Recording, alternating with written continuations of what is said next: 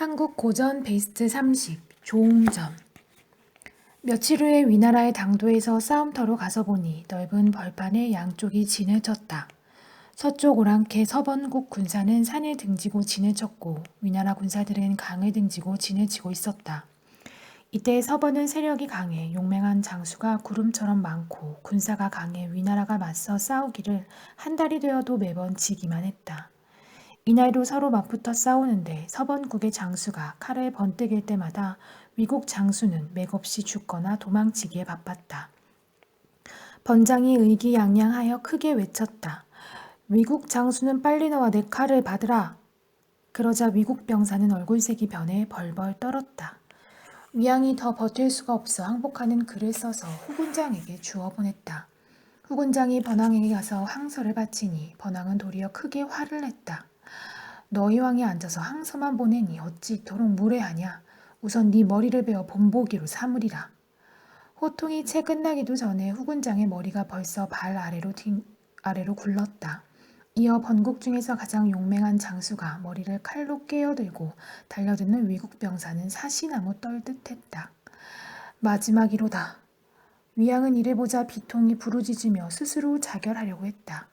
이때 조응이 이 모양을 보고 크게 분노하여 갑옷을 입고 보검을 빼어든 채 천리마를 타고 나는 듯이 달려가며 우레같이 호통쳤다. 번장은 빨리 나와 내 칼을 받으라. 양진의 군사들이 어리둥절하여 보고 있는 사이 조응은 번장을 향해 달려들었다. 이건 또 웬 놈이냐? 번장은 우습다는 듯이 칼을 내리쳤다. 그러나 조응은 머리를 낮추어 쉽게 적의 칼을 피하더니 보검을 번개같이 휘둘렀다. 그러자 불과 1합도 겨루지 못하고 번장의 목이 땅 위로 굴렀다. 조응은 적장의 목을 칼끝에 꿰어들고 나는 듯이 위진으로 돌아왔다. 위양은 이것이 혹시 꿈이나 아닐까 해서 조응이 말에서 내려 엎드리는 것도 보지 못했다. 조응은 엎드린 채 죄를 빌었다. 제가 외인으로 당돌하게 나섰으니 죄를 내리소서. 위양이 그제서야 정신을 차리고 입에 침이 마르도록 치하했다. 과인이 어리석은 탓으로 장군을 미리 받아들이지 못했구려. 과인의 목숨이 오늘도 끝나게 된 것을 장군이 살려주었으니 이 은혜를 무엇으로 갚겠소. 그런데 장군의 성함은 어떻게 되시오? 조응은 위양이 부친과 친함을 아는지라 자기의 내력과 지난 일을 숨김없이 아뢰었다. 그러나 위장은 크게 놀라며 조응의 손을 붙들고 말하였다. 장군의 부친은 곧 내 어릴 적의 벗이다. 이제 그대를 보니 어찌 감개무량하지 않으랴. 이어 대송의 소식을 물었다. 조응은 이두병이 송나라를 멸하고 자칭 황제가 되었다는 사실과 자신과 어머니가 역적의 손길을 벗어나려고 망명하여 다니던 일을 자세히 아뢰었다. 위양이 듣고 송나라 서울을 향해 절하고 슬피 우시니 그 충성이 본래 크고 아름다웠다. 조응이 같이 눈물을 흘리다가 도리어 위로했다. 대왕께서는 고정하십시오. 아직 오랑캐를 무찌르지 못하였으니 우선 이들을 없앤 후에 앞으로 할 일을 의논하는 것이 좋을 듯 하옵니다. 한편 장수를 잃은 번왕은 크게 놀라 주위의 신하들을 돌아보고 물었다. 그 장수는 누구인가? 싸우는 모습을 보니 실로 범상한 인물이 아니구나. 그러자 한 명이 자리를 박차고 일어서며 호기 있게 외쳤다. 그 장수의 머리는 저의 칼끝에 달렸으니 대왕께서는 염려 마옵소서. 하고는 곧 장창을 비껴들고 진 앞으로 나와 우레같이 외쳤다. 그러나 몇 합이 지나지 않아 조응의 보검이 한 번 번쩍하더니 번장의 머리가 말 아래로 떨어졌다. 조응은 기세를 틈타 칼을 휘두르며 외쳤다. 번왕은 빨리 나와 항복하라. 만일 항거하면 머리를 베어 본보기로 삼으리라. 번진의 장졸들은 조응의 무서운 기세에 눌러 멀찍이 물러났다. 조응은 그대로 지쳐 들어가려 하자 위양이 염려하며 북을 쳐서 불렀다.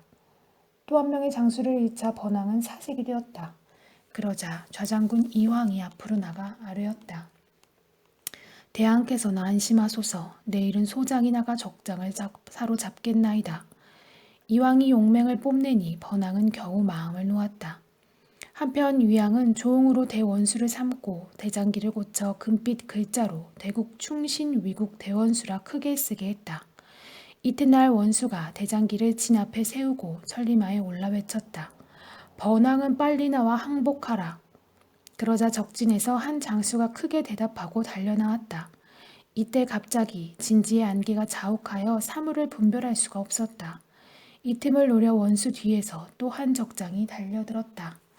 드디어 새 장수가 얽혀 싸우니 수십 합을 겨루어도 승부를 낼 수가 없었다. 바다랏! 이 순간 대원수 조홍의 칼이 번쩍하더니 한 장수의 목이 떨어졌다. 양편 군사가 놀라 바라보니 바로 번장 이황의 머리였다. 위진에서 이를 보자 기세가 올라 함성이 떠나갈 듯했다. 이어 원수의 맑은 호통 소리가 울리며 또 하나의 머리가 떨어지는데 역시 번장의 것이었다. 원수가 크게 위세를 떨쳐 보검을 높이 들고 번진으로 곧바로 지쳐 들어가 적을 무찌르니 삽시간에 송장이 산같이 쌓이고 서로 밟혀 죽는 자가 헤아릴 수 없이 많았다. 번진의 장졸들은 견디지 못하고 사방으로 도망쳤다. 번왕 또한 옷을 벗어 내팽겨치고 도망쳐버렸다. 원수가 남은 장수들을 묶어 위준으로 돌아오니 위양이 몸소 진문까지 나아가 원수를 맞이하여 무수히 치하했다. 원수가 땅에 엎드려 사양했다. 모든 것이 다 대왕의 넓으신 덕이옵니다. 이어 군사들에게 명예 적의 군량과 무기를 거두어 오도록 했다.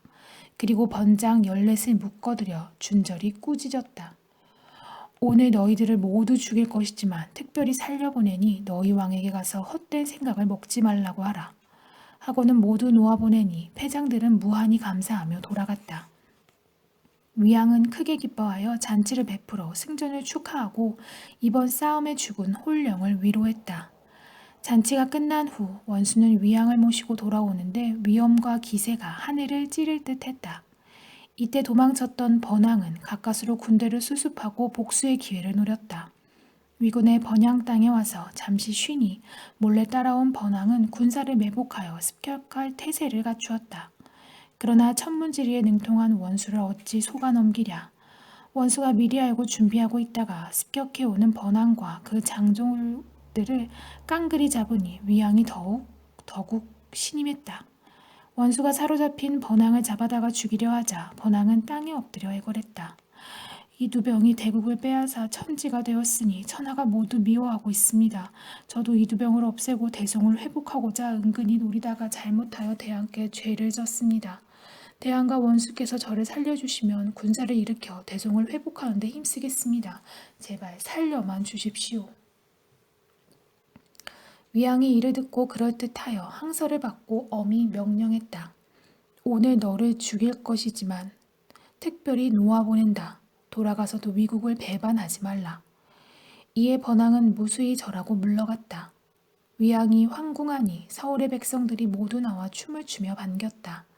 황궁한 지 사흘 만에 큰 자치를 베풀고 상벌을 고르게 하니 모두들 위랑과 원수의 덕을 칭송했다.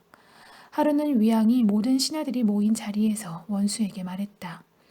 과인의 나이가 늙어 정신이 차츰 흐려지니 이제 위국의 옥세를 원수에 전하고자 하니 경들의 의견은 어떠한가?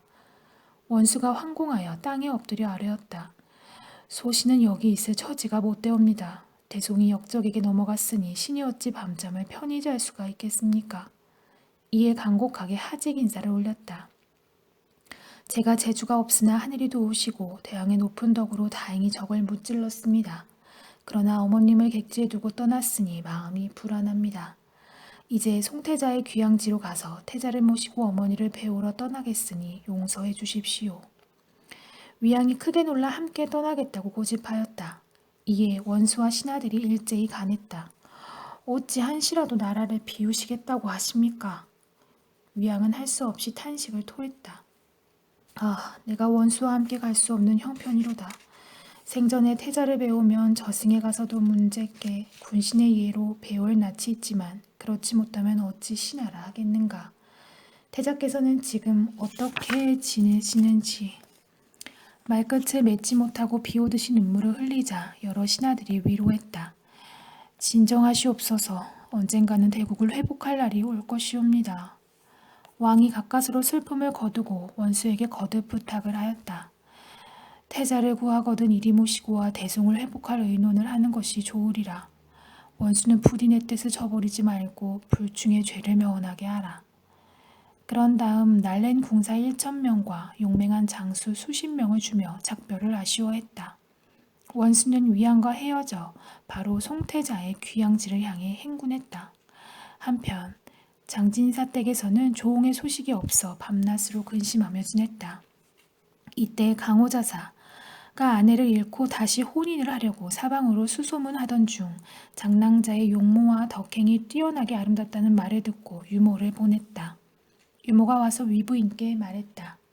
소문을 듣자 하니 귀대기 낭자가 용모와 행실이 뛰어나게 아름답다 하여 왔으니 만나보게 해주십시오. 귀부인이 듣고 거듭 사양했으나 강호자사의 유모는 막무가내였다. 하는 수 없이 위부인이 딸을 불러 만나게 하니 유모가 그 아름다움에 크게 기뻐하며 돌아갔다. 유모의 보고를 들은 강호자사는 욕심이 크게 일어 장랑자를 기어코 아내로 맞이하려고 했다. 위부인과 장랑자가 거듭 사절해도 강호자사의 위압적인 권력 앞엔 속수무책이었다. 마침내 강호자사는 홀렛날을 자기 마음대로 정하여 준비하라고 통지했다.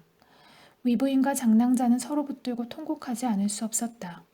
그럴 수밖에 없는 것이 이 지방을 다스리는 자사의 명을 거역했다가는 그대로 목숨이 없어질 것이기 때문이다. 내일이면 강제로 혼례식을 올리게 되는 날 저녁, 장랑자는 욕을 보기 전에 스스로 목숨을 끊겠다고 결심하고 자기 방에서 슬피 울고 있었다. 이때 문득 부친이 돌아가시기 전에 유서를 주시면서 말씀하신 것이 떠올랐다. 앞날에 변이 생길 테니 그때 가서 뜯어보아라. 장랑자는 생각이 떠오르자 급히 유서를 꺼내보았다. 그 글에 적혀있기를 강호자사가 힘으로 너를 핍박할 테니 그때는 서강으로 가거라. 거기 가면 배가 있을 것이로다. 그 배를 타고 남쪽으로 가면 반드시 너를 구해줄 사람이 있을 것이다.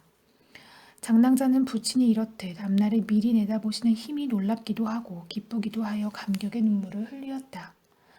한시가 급하니 어찌 더 이상 우물쭈물하겠는가. 장랑자는 급히 행장을 꾸며 강호자사의 군사들이 철동같이 지키고 있는 집을 간신히 빠져나왔다. 서강에 이르니 과연 배 한 척이 있기에 많은 돈을 주고 사서 남쪽으로 흘러갔다. 수백 리를 가서 물가에 닿자 배를 내려 산속으로 들어가니 흰 구름이 산봉우리를 둘러싸고 냇물이 졸졸 흘러 마치 선경 같았다. 차츰 들어가니 목탁 소리가 은근히 들려왔다. 이에 절이 있는 것이라 생각하고 찾아가니 깨끗한 법당이 나타났다. 중둘이 낯선 처녀가 홀로 절에 들어오는 것을 보고 물었다. 여시주는 유시온데 이렇듯 깊은 산중으로 들어오셨습니까? 장랑자는 애처롭게 대답했다. 저는 위국 강호 땅에 살았는데 집안에 변이 일어나 의지할 곳이 없어 떠돌다가 이곳까지 왔나이다. 이곳은 바로 조홍의 모친 왕부인이 계신 절이었다. 이에 중둘이 장랑자를 왕부인과 월경대사가 계신 곳으로 데려갔다. 왕부인이 보니 세상에서 보기 힘든 미인이라 평범한 사람이 아닌 줄 깨닫고 은근히 물었다. 이렇게 어린 나이에 험한 고생을 겪는구나. 위국 땅에 산다고 하니 이번 싸움의 승패를 아는가? 장랑자가 절하며 아뢰었다. 오다가 듣자 오니 서번호랑 개가 크게 패하여 돌아갔다 옵니다. 부인은 이 말을 듣고 조홍이 반드시 살아 돌아오리라 믿고 근심을 덜었다. 이어 장랑자의 모습을 유심히 살피다가 물었다. 강호에 살았다면 혹시 장진사 댁의 딸을 아는가?